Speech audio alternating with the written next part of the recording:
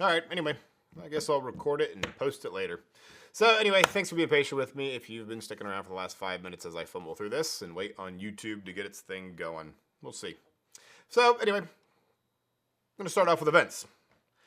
So, try to do my best to go through and find some events. So, my church, the Cornerstone Methodist Church, has Joe Mullins and the Radio Ramblers. The men's group there puts on a bluegrass series every winter for the last, I don't know how long, it's been a while. Bring in some pretty good acts. Joe Mullins and the Radio Ramblers, been around for a while, I believe, and do a really good job. I wish I made it to more of these. I don't always do a good job with that. Second Saturday breakfast, Masonic Lodge. I've always been interested to go to that one. So if there's anybody out there that makes it, let me know how it goes and what I can expect if I make it in the future. The Avalon has Disney's Beauty and the Beast, the movie, on the 11th, so tomorrow. And I guess I have the second Saturday breakfast needs to be on the 11th, so I need to fix that. And as a side note, I am reviewing my blog post that I'm going to start posting notes for this show and some references and sources and links and things if you want to go check things out for this. So links to buy tickets to Beauty and the Beast, some Facebook notes, pages, I guess. Man. Some bands, Owl Prowl, that was one of the coolest things I came across. I'm guessing you go look for owls at Glacier Metro Park. Those are really cool. Thankfully here on our property, I've seen a few owls, and those are always neat to see. Marion, Maine, I believe, goes through the weekend, so check that out before it's gone. Jungle Book at the Avalon, that's another good one. And then if you want to get involved, on Monday there is City Council, Marysville Public Library, or Public Safety and Service meeting is on the 13th, Durham Township Trustees is on the 14th, Marysville Business Association is on the 15th, Board of Education is on the 16th. So if you want to get involved, stay up to date, those are some other good resources to take a look at. The Board of Education and City Council is streamed live, so you can take a look at that. I'm guessing Public Safety is as well, but I'm not sure. Honorable mentions, there's lots of bingo, euchre, trivia, karaoke, the bars, restaurants, and different places that host a lot of those things. There's a link here in the blog for the Union County Tourism website with lots of great information. They really stay up to date on a lot of events, so that's one good resource that I would recommend there. In the poll, I'm going to try to ask a poll every week, or ask a question every week and get your 2 cents and try to learn a little bit more about what you guys are thinking and feeling out there. What are you most looking forward to in 2025? I think it's a long list in my opinion. There's lots of stuff as far as the community goes that's going to be happening that we'll get to here shortly. So yeah, new restaurants, new businesses, infrastructure, headaches and improvements that eventually will bring lots of, hopefully more thoroughfares through town from infrastructure process or perspective. Opportunities to volunteer. What are the new businesses and events you might be looking forward to? Let me know. So the three big business updates I had, Winans Coffee and Chocolates. I think I'm pronouncing that correctly. I am not sure. I asked for some community feedback, and one of the pieces of information I got, somebody wanted me to make sure I shared Winans Coffee and Chocolates will be opening in Green Pastures. Maybe that's one to pull up here. So that's over at my house. We'll zoom in. So this is Green Pastures here.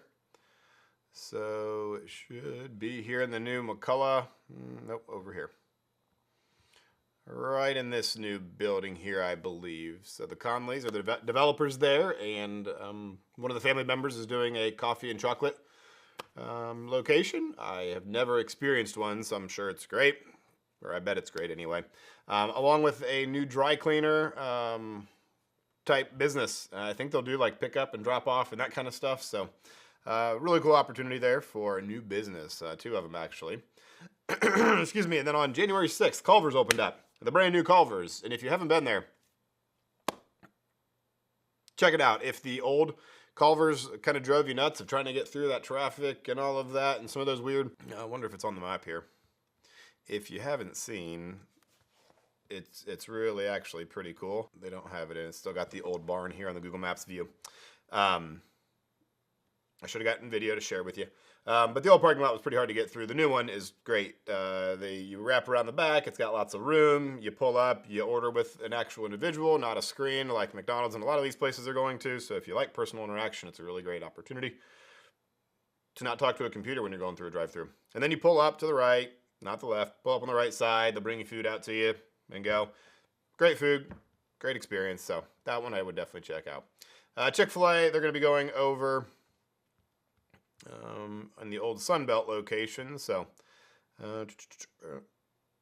yep, right here next to the Moo Moo Car Wash. So, if anybody can tell me if you can see this cursor or not, I have the ability to draw on the map too. So, right in this area is where Chick-fil-A is going to go. But apparently the city had a lot of feedback for them and a lot of notes for them to go back to the drawing board and kind of redo some things. So I don't know what that does to the timeline, if that slows things down or not. But Chick-fil-A is still on its way. So a series I'm going to start doing here on a regular basis are space tours. As a real estate agent, I have acquired video equipment and photography equipment to take marketing media of listings and properties for sale. And as a result, I enjoy and have gotten some skills in presenting properties in their best light, at least trying to. So I thought I could apply my skills to businesses and parks and areas around our community to highlight things. It's amazing. As I've gotten more involved in the community, it's impressive how much there is that I didn't know about and I thought I was fairly aware, and how many times I talk to people that say, wow, I didn't know that was there. The biggest one, I talked to the manager of Leon's after they had been open for quite a while, and he said there's still people that come through and don't know they were there, and they've got a big yellow sign on 5th Street, Delaware Avenue, that you would think everybody would know that they're there, but they don't. So anyway, quite interesting. So anyway, the first one, I took the easy route and did one on my wife's dance studio. So hopefully there's a link there to the video I did there. And if you've got a business or an area that you'd like to see, drop me a note, and I'd love to see what I can do for that and create a property tour or space tour for you. So City Council, there is a meeting on Monday, first one of the year. Re-election, or not about re-election, but election of the new president, at least I assume a new president and vice president. They'll have all their notes, and of course this is just the agenda for the upcoming meeting. Looks like there's a reading for a reservoir connector trail. I'm assuming connecting across Mill Creek, the pedestrian bridge there from Jim Simmons Trail and all of those. It's on my bucket list to get over there and go through all of those trails. I still have not gone through there, but I go back and forth to town from home and down Raymond Road by the reservoir, and a lot of times we'll see people coming from town out to the reservoir, and I'm assuming it's just finalizing that trail. Sounds like there's a reading for bonds and issuance of bonds up to, but not to exceed, $3,335,000 for public service projects like repaving, sidewalks, curbs, all traffic signs, a lot of that kind of stuff, and along with some projects in Innovation Parkway.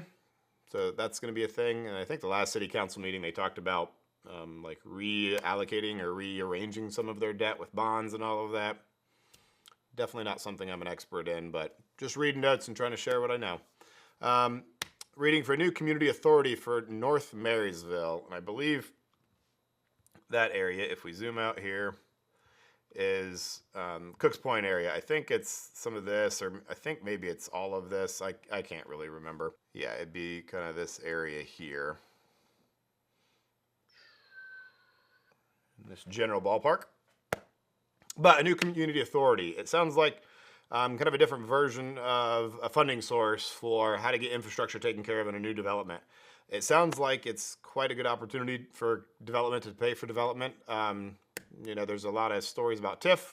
If you want to reference Joe C's Marysville Matter, he's got an educational series where he's talking about some of these kind of topics and explaining TIFs and the history of them and some of the factors that go into them. And so speaking my language, some of the things that I want to communicate and help get out there into our community. But with TIFs, it seems like it kind of robs Peter to pay Paul type situation, and it doesn't always even things out. But this community, what was it called? I'm losing my mind. A new community authority allows the community people in the area to assess things as they see fit and move forward. And on paper, it sounds like a good idea that it kind of makes that development take care of itself. And apparently, if it doesn't go through, I think I read somewhere that then the developer and the community, the HOA, would have to take care of things. So anyway, that seems like a good option for funding new development and growth paying for growth. A whole lot of conversation there, so that's more to come. I'm hoping to have some folks on the podcast in the future that can help me understand some of that and communicate a little better to you guys what that might be. And then a little footnote, a new community or a joint economic development area with Jerome Township. I assume that's for developing all kinds of stuff down there. And then there is a city council seat. J.R. Roush stepped down, or his term was over, I think it was. So there's a year up from basically now till the end of the year. Applications looks like need to be in by, what was it? The 13th, so in by Monday at 5 p.m. I've talked to a few folks that are interested in that. So if you are, here's the email. And if you click that image there, it'll take you to the city's website with a link or more of that information. But we can always use more good leadership. I don't live in town, so I can't do that. But hopefully there's somebody out there that will fill that vacancy and do us proud. Marysville Schools, little spotlight there. Superintendent Spotlight, celebrating Hendrix Mascara of Mill Valley. Pretty cool thing on the city's or the school's website. You can go in and they've got some highlights there. I saw a note that the robotics team, it looked like, moved forward in some competition they were having, so that's really cool. Always liked the robotics; those are neat. And the school will be kicking off, or the school board will be kicking off the search for a superintendent. I think that's in the works now. Just got word that there's some more going on there, so. Looking forward to that opportunity, see what's going to go on there and who that might be. And at the bottom of this, I've got some resources here for some more information from, this is tourism. They've got a lot of great events here. Marysville Matters, again, that and Union County Daily Digital, great resource. The Avalon, there's some events there. Always love to support them. Building Marysville, or is it Build Marysville or Building Marysville? I think I got that wrong. Yeah, Building Marysville. That's the correct term. Mark Shumway does a great job of putting information out. He's very detail-oriented compared to me, so I like to talk and ramble and go through. So he's got a great knack for looking through all of the city's plans and meeting minutes and all of those things and pulling out the nuggets to share with people on Facebook there. So definitely follow him. City of Marysville, Union County. There's some places you can get some information there. But let me pull up my other notes to see what else So when I was asking for some community engagement and some input of what people might want to hear about, one of the things somebody asked were, what are the vacant buildings in the community? And that one I actually did see.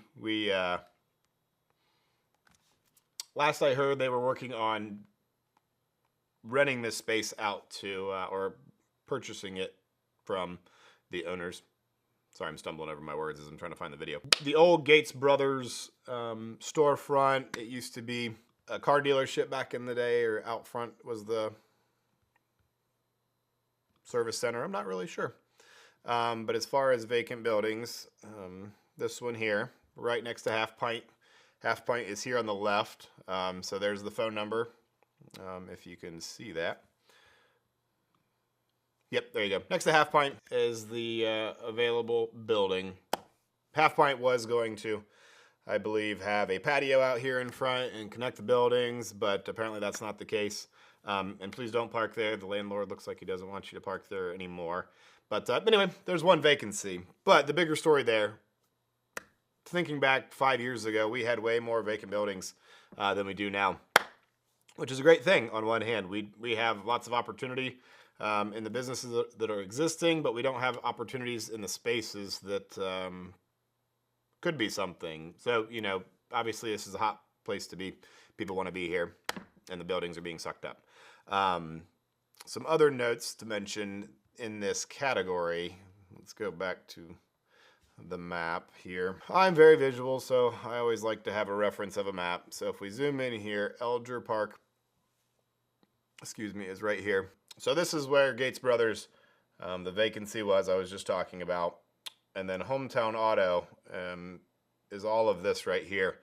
And the city bought that as well. The Uptown Run, which comes right here, and then I believe goes this way, goes under Old Hometown Autos, so that needs to be shored up and taken care of. So it sounds like potentially the city bought that to take care of those issues, kind of give it a clean slate, and maybe they'll put a parking lot there. I know a lot of people would love that. Maybe they'll put it up to some developers to figure out what to do. One of the last plans I saw showed some townhouses there, some retail on the first floor. I think that'd be great.